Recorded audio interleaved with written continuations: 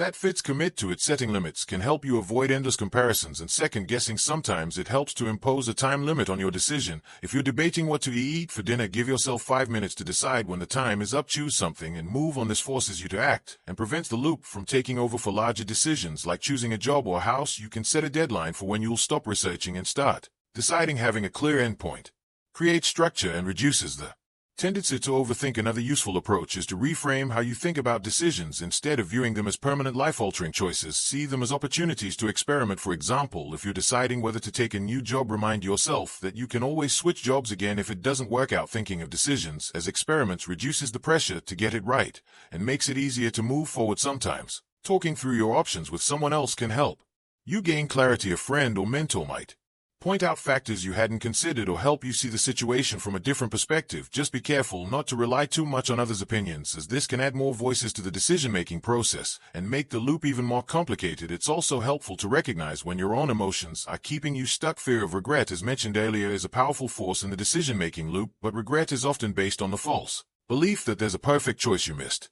In reality, most decisions are more about trade-offs than perfection. Instead of focusing on what you might regret, try focusing on what you stand to gain. Shifting your mindset toward the positive can make it easier to take action. Ultimately, escaping the decision-making loop is about finding a balance between thought and action. Thinking through your options is important, but at some point you have to stop analyzing and take the leap. Action creates momentum, and even if the decision doesn't lead to the outcome you hope for, it's better than staying stuck. Life is full of uncertainties, but progress comes from moving forward, not from standing still. The decision-making loop can feel like a trap, but with practice you can break free and make choices with confidence. The concept of omnibenevolence, the notion that a divine being is infinitely good and unconditionally loving, has long served as a cornerstone of classical theism and religious philosophy. It presents an image of the divine that is deeply comforting, suggesting a moral universe overseen by a benevolent, morally perfect creator. However, this very idea gives rise to one of the most persistent and profound philosophical challenges in the philosophy of religion: the problem of evil. If an omnibenevolent, omnipotent, and omniscient deity exists, why is the world so full of suffering, injustice, and moral failure? This question is not merely theological. It strikes at the heart of how we understand morality, justice, and the human condition. The traditional formulation of the problem is known as the logical problem of evil. It argues that the existence of evil is logically incompatible with the existence of an all-powerful, all-knowing, and all-good God. If God is omnipotent, he has the power to prevent evil. If he is omniscient, he knows when and how it will occur. And if he is omnibenevolent, he would presumably wish to prevent it. Yet evil clearly exists. Therefore, critics argue, such a deity cannot exist. The evidential problem of evil, a subtle aversion, concedes that some evil might exist for reasons beyond our understanding, but contends that the sheer amount and intensity of suffering in the world makes the existence of an all-good God highly improbable.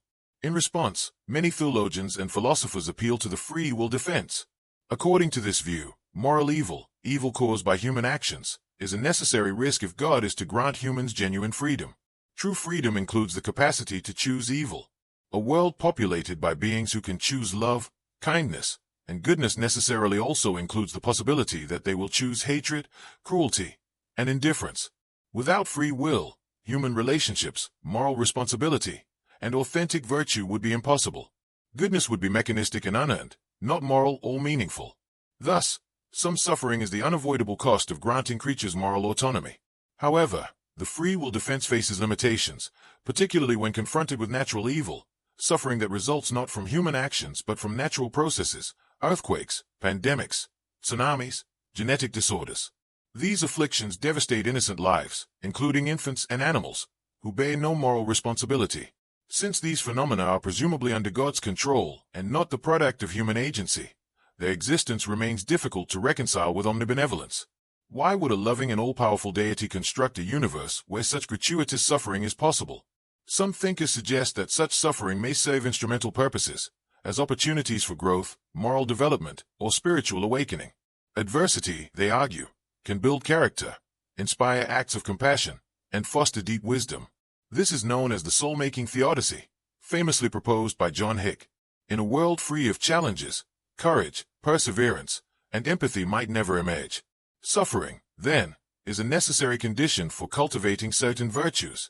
But this argument raises a disturbing implication, that suffering is not only allowed but, in some sense, designed by God for a greater good.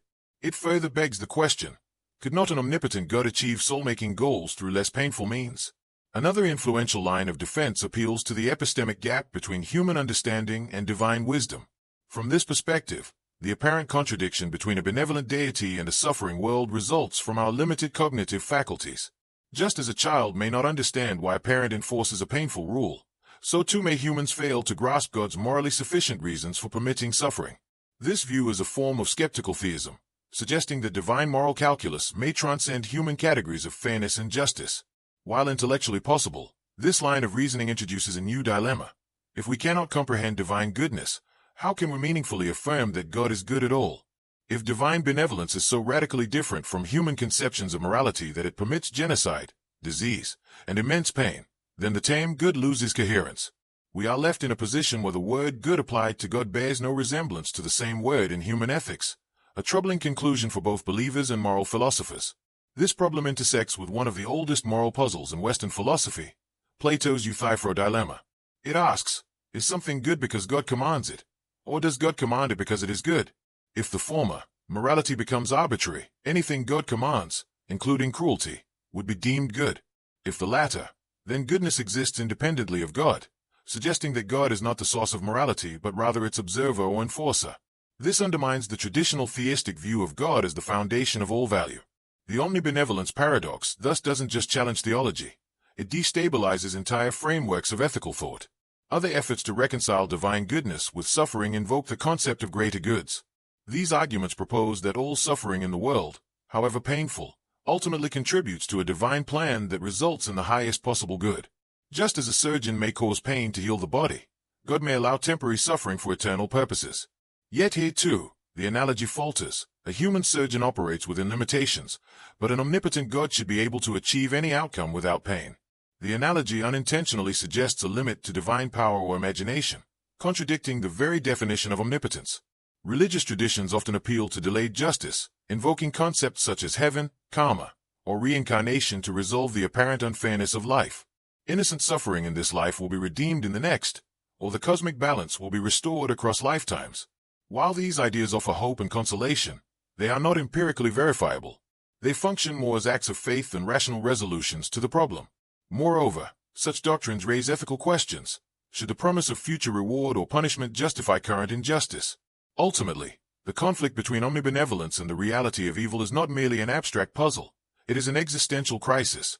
It compels us to ask whether the world is governed by a loving intelligence or if suffering is simply a brute fact of existence.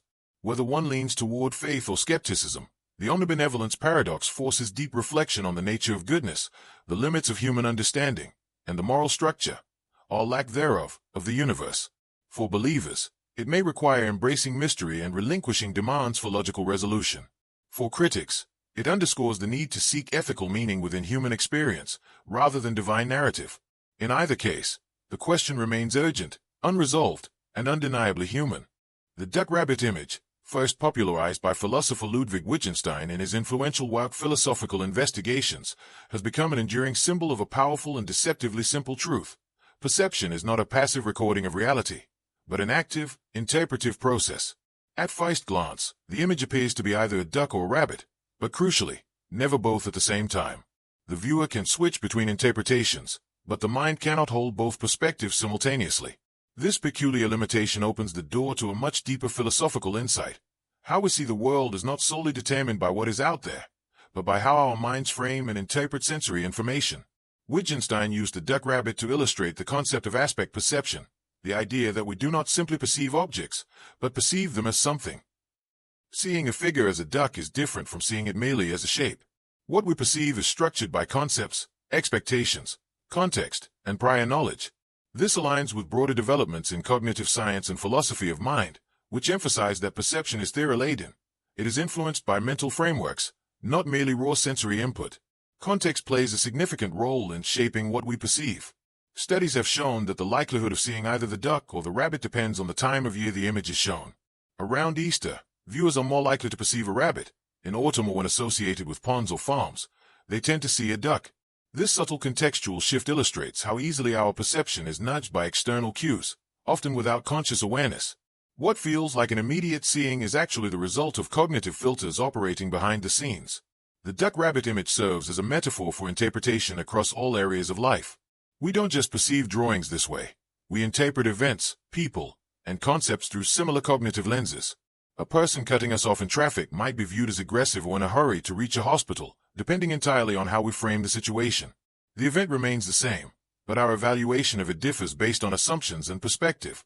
Thus, the duck-rabbit is not merely a visual curiosity, but a window into the malleability of meaning and the subjectivity of interpretation.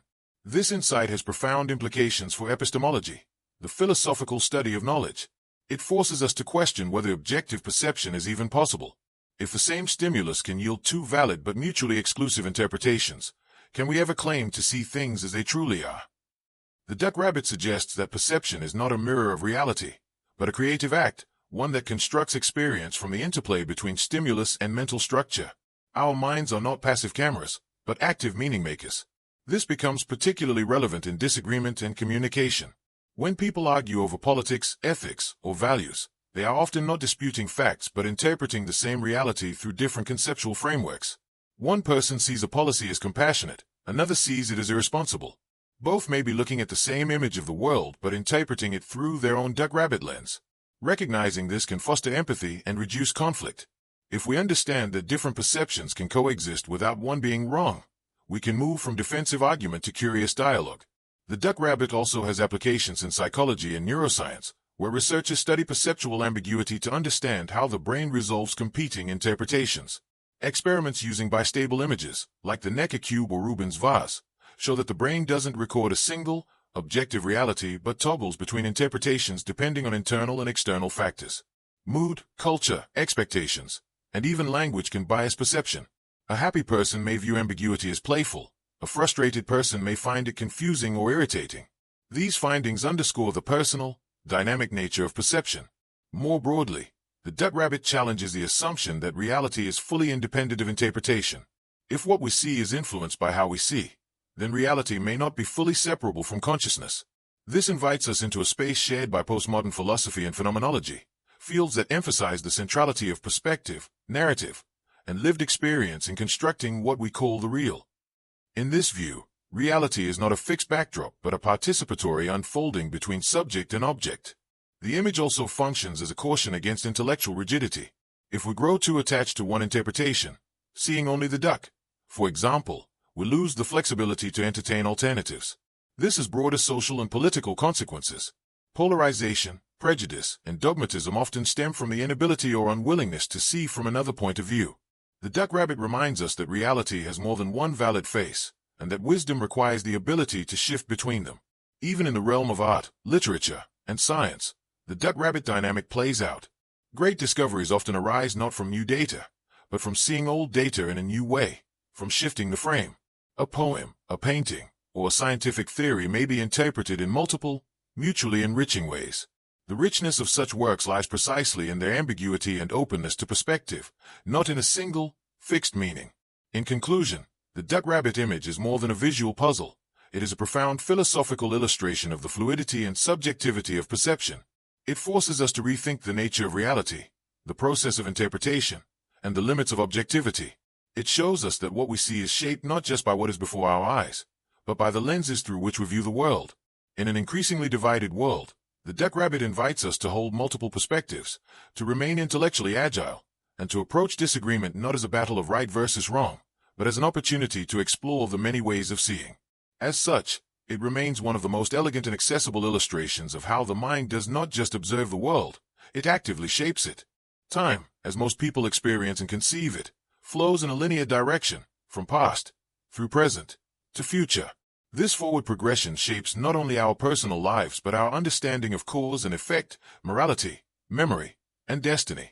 Yet not all philosophical traditions or scientific models accept this linear view as absolute. The circular time paradox presents a compelling alternative. What if time is not a straight line but a loop, curving back onto itself so that the end becomes indistinguishable from the beginning?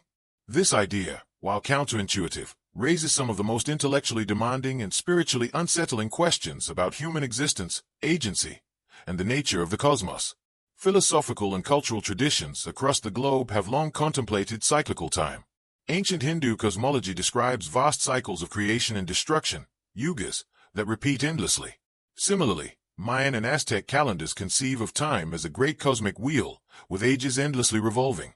Even Western thinkers such as the Stoics envisioned an eternal return, a universe perpetually burning and reborn. In modern Western philosophy, Friedrich Nietzsche's doctrine of eternal recurrence stands as the most vivid articulation of circular time. Nietzsche proposes that, if the universe and time are infinite, and if the number of possible events is finite, then all events must eventually recur, every thought, choice, and emotion replayed eternally. This idea is not merely metaphysical speculation, it carries profound ethical and psychological weight. If one were to live the same life over and over again, down to its smallest detail, how would that change the meaning of our actions? Nietzsche challenges us to imagine affirming life so fully that we would willingly relive it an infinite number of times. This is not about metaphysics alone. It is a test of existential authenticity. Would we live differently if we believed that every moment was eternal?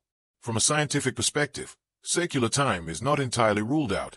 General relativity, Einstein's revolutionary theory of gravity and spacetime, allows for solutions known as closed time-like curves, CTCs. These are theoretical paths through spacetime that could loop back to their own past, permitting time travel in a limited sense. Though still speculative and mathematically constrained, these models suggest that the universe might contain regions where time behaves in nonlinear or cyclical ways. The idea gains further traction from cosmological models that propose a cyclic universe, alternating between big bangs and big crunches, or between expansions and contractions in an endless rhythm. These models challenge the assumption that the universe had a singular beginning or will have a final end. However, the implications of circular time disrupt not only physical theories but also causality itself. In linear time, causes precede effects. Drop a glass, and it shatters. But in a loop, this relationship becomes murky. What if the shattering leads to the dropping, through some feedback loop of time? This scenario is illustrated by the bootstrap paradox, a time-travel thought experiment in which an object or piece of knowledge exists without an origin.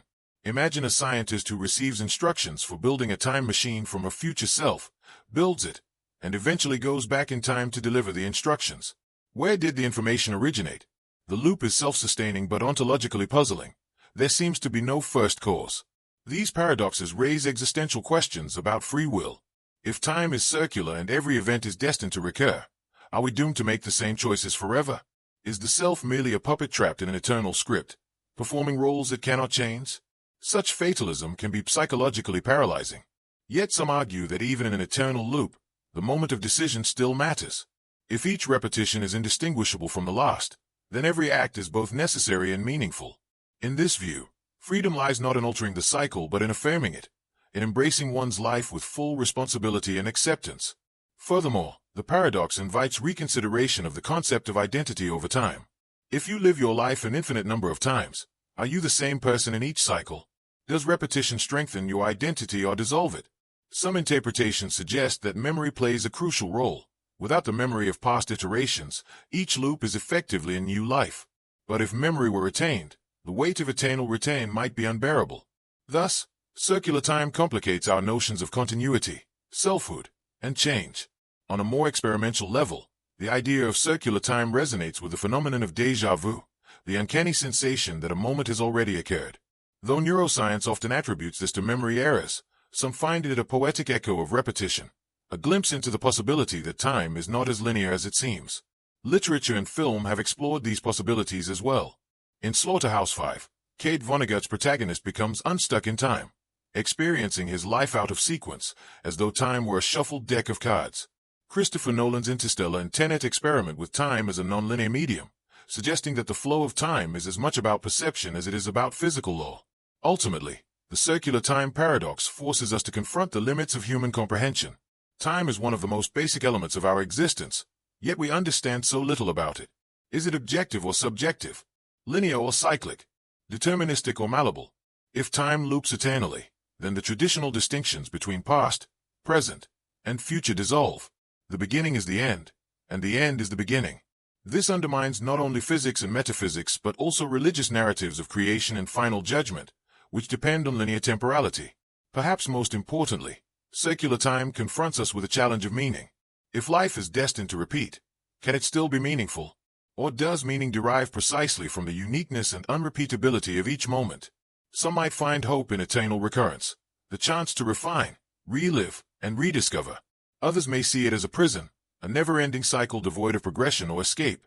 Yet perhaps the paradox is not meant to be solved but to deepen our reflection, to awaken us to the fragility of time, the mystery of existence, and the urgency of the present moment. The preference paradox, freedom, rationality, and the hidden limits of choice. At the heart of modern liberal thought lies the assumption that freedom consists in the ability to choose according to one's preferences. We often equate personal autonomy with the power to pursue what we want, when we want it, believing that to act in accordance with our desires is the highest form of liberty.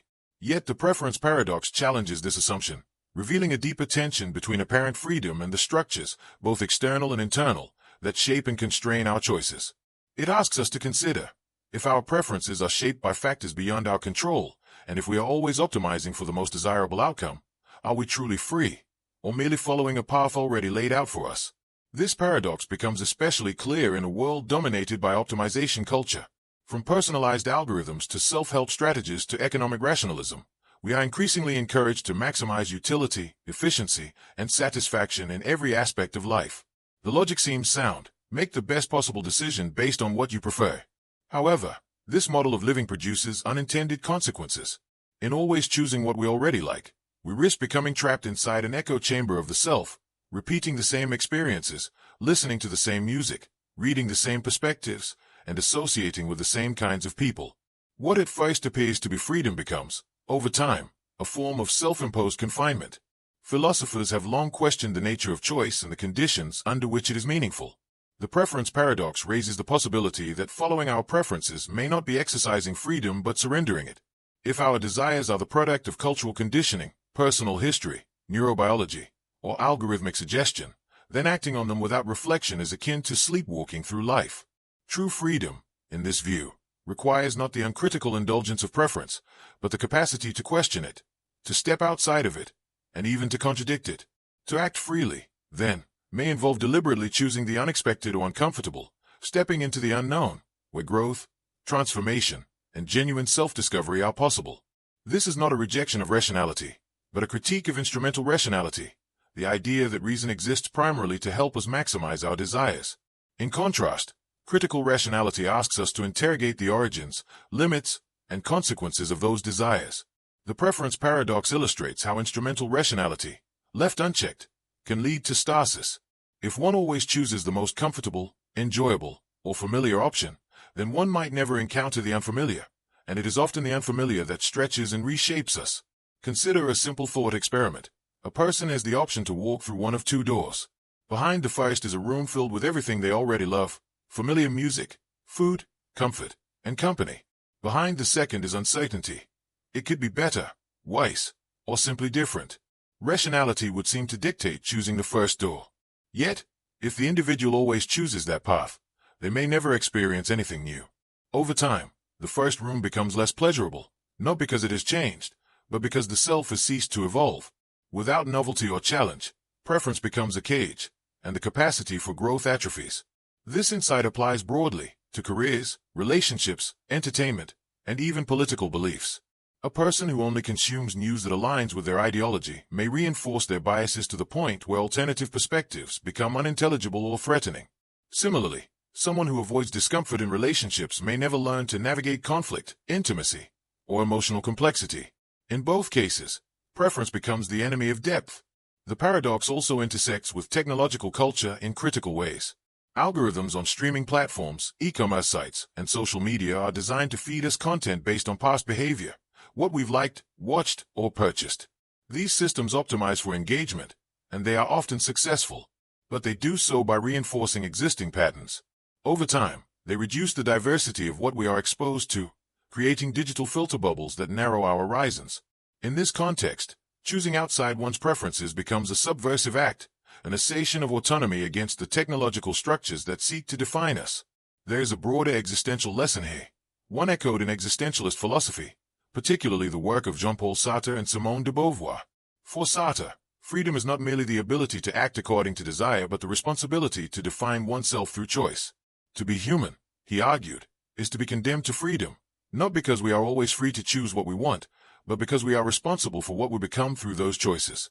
When we surrender that responsibility by blindly following preference, we fall into bad faith, a denial of our own agency.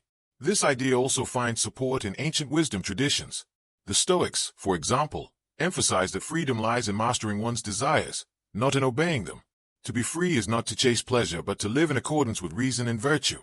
Similarly, Buddhism teaches that attachment to desire is the root of suffering and that liberation comes through mindfulness and detachment from clinging. Both traditions suggest that real freedom requires the capacity to step back from preference, to observe it without being controlled by it. The preference paradox is not an argument for rejecting all pleasure or familiarity. Rather, it is a call to become more conscious of the forces that shape our choices, to recognize when our preferences serve us and when they limit us. It invites us to seek novelty, to challenge routine, and to remain open to experiences that do not immediately align with our established tastes. This kind of openness is essential not only for personal development but for democratic societies, which rely on a citizenry capable of engaging with difference. In practical terms, embracing the paradox may mean saying yes to things that lie outside your comfort zone, not because they are guaranteed to be better, but because they disrupt the inertia of sameness. It may mean reading books from opposing perspectives, traveling to unfamiliar places, or forming relationships with people whose backgrounds challenge your assumptions.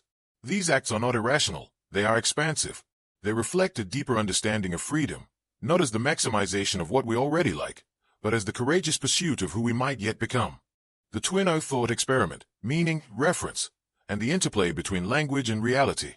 In 1975, philosopher Hilary Putnam introduced one of the most influential thought experiments in the philosophy of language and mind, the twin O thought experiment. Although deceptively simple in structure, it profoundly reshaped how philosophers understand the relationship between words, thoughts, and the world they refer to. It challenges the idea that meaning is purely a matter of what is in the mind and instead asserts that the external environment plays a crucial role in determining what our words mean. In doing so, it calls into question long-standing assumptions about subjectivity, reference, and the stability of meaning. The thought experiment begins with the imagined existence of a planet, twin Earth, that is identical to Earth in every way. Same people, same languages, same social structures, same natural phenomena, with one key difference. While on Earth, the clear liquid we call water is chemically HO. On twin Earth, that very same-looking liquid is composed of a different substance, which Putnam calls XYZ. For all intents and purposes, taste, appearance, utility, XYZ behaves like water, and twin Earth's inhabitants refer to it by the same word, water. The twist is that neither group, in the year 1750, possesses the scientific knowledge of chemistry necessary to distinguish HO from XYZ. To them, water simply refers to the transparent, drinkable liquid found in lakes, rivers, and rain. At first glance, it might appear that water means the same thing on both planets. After all, the usage is identical, and the mental concept in people's minds seems to be the same. But Putnam argues otherwise. Once chemistry is discovered and it becomes known that Earth's water is HO and twin Earth's water is XYZ, we must say that the meaning of the word water differs between the two worlds. Even though the speakers are psychologically indistinguishable, the referent of the word water is different. Thus, Putnam's conclusion, meaning is not in the head. This simple statement has deep implications. It marks a turning point in semantic externalism, the view that what our words and thoughts refer to is determined not solely by our mental content, but also by factors in the external environment. In contrast to internalism, which holds that meaning is fixed by what is in the speaker's mind, such as intentions, beliefs, and mental representations, externalism insists that real-world properties and context matter. The same mental image of a clear liquid that quenches thirst does not guarantee identical meaning unless the underlying substances are the same. The twin Earth scenario undermines the idea that reference is purely descriptive. If it were, then both Earthlings and twin Earthlings would be referring to the same thing, since their descriptions are the same. But in reality, the chemical structure of the substance, something unknown to them at the time, is what grounds the reference. This has profound implications not only for philosophy of language but for scientific realism, where discovery often involves learning that things are not what they initially seemed. One of the experiment's strengths lies in its intuitive appeal. Consider two individuals, Oscar on Earth and twin Oscar on twin Earth. In 1750, neither knows anything about molecular chemistry. Both point to a glass of liquid and say this is water. Their linguistic behavior, mental states, and understanding are indistinguishable. Yet in retrospect, we say Oscar was referring to HO and twin Oscar to XYZ. The difference in reference is not due to internal differences but to their position in differing physical realities. This challenges traditional epistemology and semantics by showing that the meaning of terms can outrun the cognitive grasp of the speaker. In a broader philosophical context, Twin Oath demonstrates that language is not a closed system. Words gain their meanings not only from usage or internal definition, but from engagement with the world. This realization collapses the neat divide between semantics, meaning, and metaphysics, what exists. To understand what water means is, in part, to understand something about the nature of water, its physical, observable, and chemical properties. This line of reasoning also has ramifications in philosophy of mind, particularly in debates about mental content. If Oscar and twin Oscar have identical mental states but different reference for water, their mental content must also depend on the environment. This insight laid the groundwork for contemporary theories of wide content, in which thoughts themselves are not wholly internal. Your belief that water is wet cannot be understood in isolation from the nature of the substance your environment contains.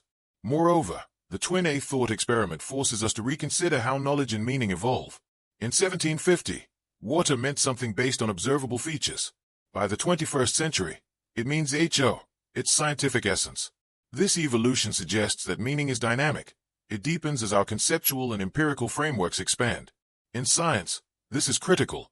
Our concepts often outgrow their original descriptive boundaries as our understanding of the world changes. Thus, what starts as a faux concept can become a precise scientific term, reshaped by discovery and redefinition. The thought experiment also raises subtle questions about translation, artificial intelligence, and communication. Imagine a highly advanced AI trained to speak perfect English, but without access to the physical world. It learns that water is used for a drinkable liquid, but never interacts with HO. Can it truly grasp the meaning of water? Putnam's insight suggests not, because meaning requires causal historical interaction with the referent. This critique has become increasingly relevant in debates about whether machines can truly understand language, or whether their knowledge is merely symbolic manipulation without grounding in physical reality. Finally, Twin Oath prompts us to examine our epistemic humility. If people on both Oath and Twin Oath used the term water confidently without knowing what it truly referred to, then we must ask, what terms do we use today without fully grasping their reference? Are there concepts we invoke daily, consciousness, love, energy, identity, that may one day be revealed to refer to multiple distinct realities? The thought experiment humbles our assumptions about linguistic clarity and conceptual precision. In conclusion, the Twin A thought experiment elegantly demonstrates that meaning and reference are not purely mental constructs, but are intimately tied to the external, physical world. It dissolves the boundary between mind and matter, thought and thing, language and world. In doing so, it reshapes our understanding of how we know, how we speak, and how we connect to the universe around us. Far from a simple hypothetical scenario, Twin Oath invites us to explore the deep philosophical terrain that lies beneath even our most ordinary words. The paradox of hedonism, the elusive nature of happiness, and the limits of pleasure-seeking. Happiness has long been regarded as the highest aim of human life. From ancient philosophical traditions to contemporary self-help culture, the pursuit of joy, satisfaction, and emotional well-being remains central to our conception of a meaningful existence. Yet, paradoxically, the more directly we pursue happiness as a goal, the more elusive it seems to become. This is the core insight of the paradox of hedonism, the idea that the deliberate, conscious pursuit of happiness often prevents its attainment. Though this notion may appear counterintuitive, both philosophical inquiry and psychological research have shown it to be one of the most enduring and challenging truths about human motivation. To better understand this paradox, we must distinguish between happiness as an outcome and happiness as a target. When individuals focus on happiness as an end in itself, constantly monitoring their emotional state, striving to maximize pleasure, and avoiding discomfort, they often find themselves feeling unfulfilled, anxious, or dissatisfied. This is because happiness, like a shadow, tends to retreat the more we try to grasp it directly. The pleasure seeker who structures every decision around maximizing comfort and delight may soon find that life becomes shallow, repetitive, or even exhausting. One reason for this is that happiness, in many cases, is not something we can manufacture or will into existence. It is often a byproduct of engaging in activities or relationships that carry meaning beyond the self. For instance, deep friendships, creative pursuits, meaningful work, or acts of altruism tend to generate joy not because they are explicitly designed to produce it, but because they draw us out of ourselves and connect us with something larger. When we focus solely on personal pleasure, however, we become self-referential, constantly evaluating whether our needs are being met, which ironically leads to greater emotional instability. The British philosopher John Stuart Mill, himself an advocate of utilitarianism and the greatest happiness principle, recognized this paradox in his later writings. He noted that those only are happy who have their minds fixed on some object other than their own happiness. This idea reflects a broader theme in ethical thought, that fulfillment arises not from seeking it, but from losing oneself in worthwhile endeavors. When individuals pursue knowledge, virtue, beauty, or justice, they often experience happiness as a consequence. But those who focus solely on their own well-being often miss both happiness and the richness of life's complexity. Modern psychology has also provided empirical support for this view. The phenomenon of hedonic adaptation shows that people quickly adjust to new sources of pleasure. A promotion, a luxury purchase, or even a romantic relationship may bring an initial surge of happiness, but over time, individuals return to their baseline level of well-being. This adaptation blunts the long-term impact of pleasurable experiences and drives a cycle of seeking more and more, often with diminishing returns. The result is a hedonic treadmill, a restless cycle of desire and temporary satisfaction. Moreover, constant self-monitoring, asking "Am I happy enough?" tends to undermine the very experience of joy. Researchers have found that people who overly focus on measuring their happiness report lower levels of actual well-being. This excessive introspection turns joyful moments into performance evaluations and breeds dissatisfaction. Ironically, the attempt to optimize emotional states often creates stress and disappointment, thereby reducing the possibility of happiness itself. The paradox also highlights the crucial difference between pleasure and meaning. While pleasure is fleeting, episodic, and often tied to physical or sensory gratification, meaning endures. Viktor Frankl, the Austrian psychiatrist and Holocaust survivor, argued that the search for meaning, not happiness, is the fundamental human drive. In Man's Search for Meaning, Frankl describes how even in the depths of suffering, individuals can find purpose, through love, creativity, or moral responsibility. Such meaning may not always feel happy in a conventional sense, but it provides a deeper kind of fulfillment, one that is more resilient and sustaining. This distinction is vividly illustrated in life's most transformative experiences. Parenting, for example, involves immense effort, sacrifice, and emotional challenge. It is rarely described as a constant source of pleasure, yet many parents regard it as the most meaningful and rewarding part of their lives. Similarly, climbing a mountain, writing a novel, or caring for a dying relative may involve discomfort, frustration, and fatigue, yet these moments often become the most cherished in hindsight. Meaning often emerges in places where happiness would never think to look. The philosophical traditions of Stoicism and Buddhism both address the limitations of pleasure-seeking. Stoics like Epictetus and Marcus Aurelius taught that the pursuit of virtue and the acceptance of what lies beyond our control lead to tranquility, not by chasing joy, but by aligning with reason and moral integrity. Meanwhile, Buddhist philosophy warns that attachment to desire and the craving for pleasant experiences is a root cause of suffering.